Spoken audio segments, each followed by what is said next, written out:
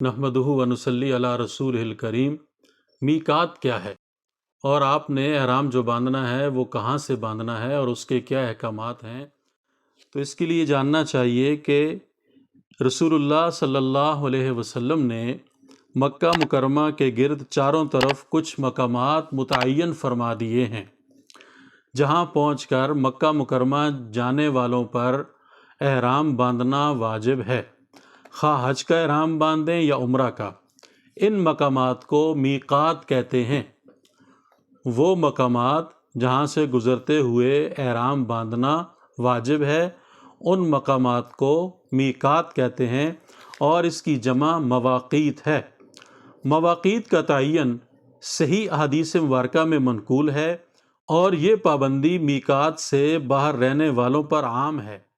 جب بھی وہ مکہ مکرمہ کے ارادہ سے حدود میقات میں داخل ہوں، خواہ کسی تجارت و ملازمت کی غرض سے مکہ جا رہے ہوں یا عزیزوں دوستوں سے ملاقات کے لیے، بہرحال بیت اللہ کا یہ حق ان کے ذمہ ہے کہ میقات سے احرام باندھ کر مکہ معظمہ میں داخل ہوں۔ اگر حج کا وقت ہے تو حج کا، ورنہ عمرہ کا احرام باندھیں اور پہلے بیت اللہ شریف کا یہ حق ادا کریں، اور پھر جو کام کرنا ہے اپنے اس کام میں مشغول ہو جائیں۔ ہاں، یہ بات یاد رکھیں، اگر جدہ کا سفر مکہ مکرمہ جانے کی نیت سے نہ ہو بلکہ صرف جدہ یا مدینہ منورہ جانے کی نیت ہو تو میقات سے احرام باندھنا ضروری نہیں ہے۔ البتہ جب مدینہ منورہ سے مکہ مکرمہ کا سفر کریں تو وہاں کی میقات سے احرام باندھنا واجب ہے۔ تو یہ بات یاد رکھنے کی ہے کہ احرام کہاں اور کس وقت باندھا جائے اور میقات کسے کہتے ہیں۔ اب یہ جاننا چاہیے کہ میقات ہیں کون کون سے۔ اب میقات جو حضور علیہ الصلوۃ والسلام نے متعین فرمائے ہیں وہ کتنے ہیں؟ تو یاد رکھنا چاہیے 5 میقات ہیں۔ 5 جگہیں ایسی ہیں کہ وہاں سے آپ نے احرام کے بغیر نہیں گزرنا۔ تو یاد رکھیں، سب سے پہلی جگہ جو ہے وہ ذوالحلیفہ ہے۔ یہ مدینہ منورہ کی طرف سے مکہ معظمہ آنے والوں کے لیے ہے، جو مدینہ طیبہ سے تقریباً 6 میل پر مکہ مکرمہ کے راستے میں ہے۔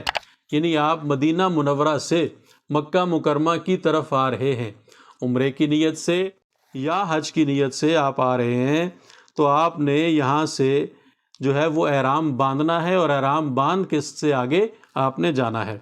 یہاں ایک مسجد بھی بنی ہوئی ہے، اور یہ مقام جو ہے یہ بئر علی کے نام سے مشہور ہے۔ تو یہاں پہ جب آپ پہنچیں تو وہاں پہ آپ کو احرام باندھنا چاہیے۔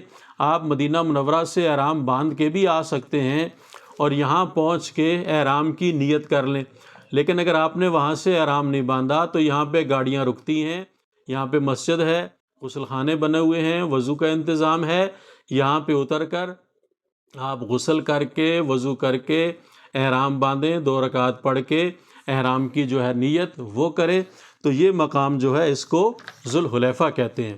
اور دوسرا مقام جو ہے وہ جحفہ ہے۔ یہ ملک شام کی طرف سے مکہ مکرمہ آنے والوں کے لیے ہے، اور مدینہ طیبہ کے راستے کی مشہور منزل رابغ کے قریب ہے۔ جو لوگ شام اور ان علاقوں سے آتے ہیں، یہ ان کے لیے میقات ہے کہ جب وہ یہاں سے گزریں گے تو ان کا احرام میں ہونا ضروری ہے۔ اور تیسرا میقات جو ہے وہ قرن المنازل ہے۔ نجد کی طرف سے آنے والوں کے لیے جو میقات ہے وہ یہ ہے۔ اور چوتھا میقات جو ہے وہ یلملم ہے، یمن کی طرف سے آنے والوں کے لیے ہے۔ یہ ایک پہاڑی ساحل سمندر سے 15-20 میل کے فاصلے پر ہے۔ یہ اصل میں یمن اور عدن والوں کا میقات ہے۔ پہلے زمانے میں جب جدہ کی بندرگاہ نہ تھی تو ہندوستان، پاکستان اور دوسرے مشرقی ممالک سے بحری راستے سے آنے والے حجاج کا بھی یہی راستہ تھا، اس لیے اہل پاکستان و ہندوستان کے لیے یہی میقات ہے۔ تو یہ یاد رکھنا چاہیے، جو حضرات ہمارے ان علاقوں سے جاتے ہیں، پاکستان اور ہندوستان اور ان راستوں سے، ان کا جو میقات ہے وہ یلملم ہے۔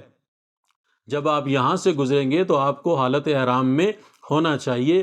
اب اس کا طریقہ یہ ہے کہ آپ یہاں سے جاتے ہی شروع میں ہی احرام باندھ لیں، جہاز میں سوار ہونے سے پہلے ہی احرام باندھ لیں، گھر سے نکلتے ہوئے احرام باندھ لیں، اور جب آپ اس مقام سے گزریں گے تو جہاز میں اس کا اعلان ہو جاتا ہے کہ میقات آنے والا ہے، اور جنہوں نے احرام باندھنا ہے احرام باندھ لیں، جنہوں نے احرام کی نیت کرنی ہے وہ نیت کر لیں۔ تو آپ جہاز میں بیٹھے بیٹھے ہی اس کی نیت کر لیں۔ اور 5واں میقات جو ہے وہ ذات عرق ہے، عراق کی طرف سے آنے والوں کے لیے ہے۔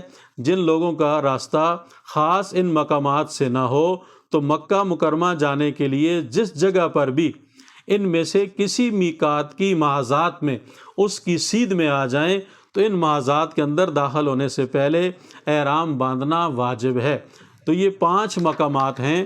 سب سے پہلا ذوالحلیفہ، دوسرا جوفہ، تیسرا قرن المنازل، اور چوتھا یلملم، اور 5واں ذات عرق۔